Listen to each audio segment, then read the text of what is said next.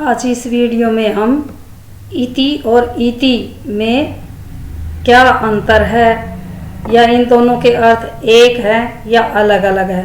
देखने में तो दोनों शब्द एक जैसे लग रहे हैं, सिर्फ ई का अंतर है, लेकिन इन दोनों के अर्थ अलग अलग है। चलो देखते हैं इति और इति में क्या अंतर है और इनके अर्थ क्या क्या हैं। चलो शुरू करते हैं।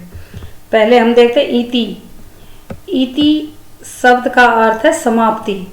इति शब्द का जो शाब्दिक अर्थ है वो क्या है? समाप्ति है। इति को हम कई अर्थों में ले सकते हैं, जैसे इति का अर्थ है इस प्रकार। इस प्रकार हम अव्यय के रूप में ले सकते हैं, और अंत समाप्ति पूर्णता स्त्रीलिंग रूप में लेते हैं। स्त्री समाप्ति पूर्णता इति के अर्थ हैं।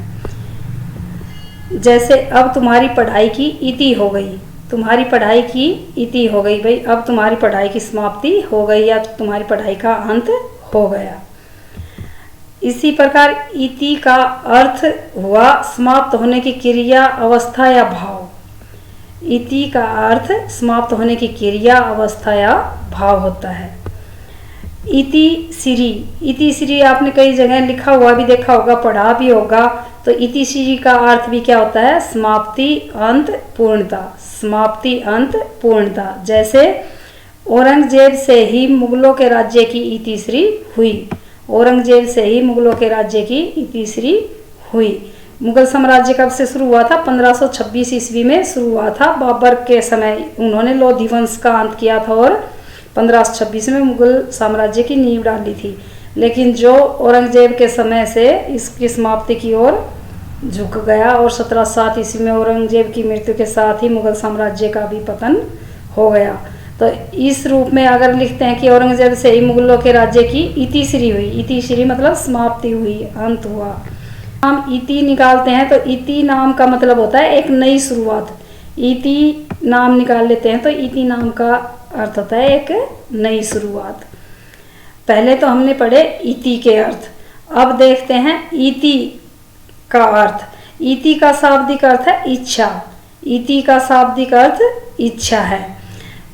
इति के हम कई अर्थों में अर्थ ले सकते हैं। इति को हम कई अर्थों के रूप में देख सकते हैं, जैसे बाधा, उपद्रव, पीड़ा, कष्ट।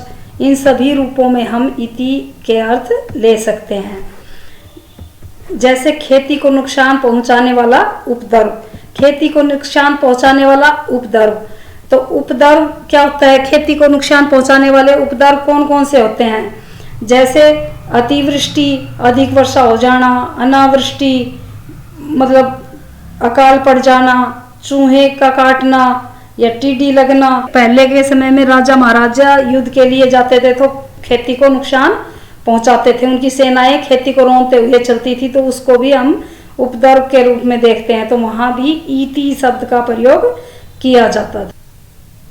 इति का अर्थ हुआ समाप्ति अंत पूर्णता। इसी प्रकार इति का अर्थ हुआ बाधा, उपद्रव, कष्ट आदि।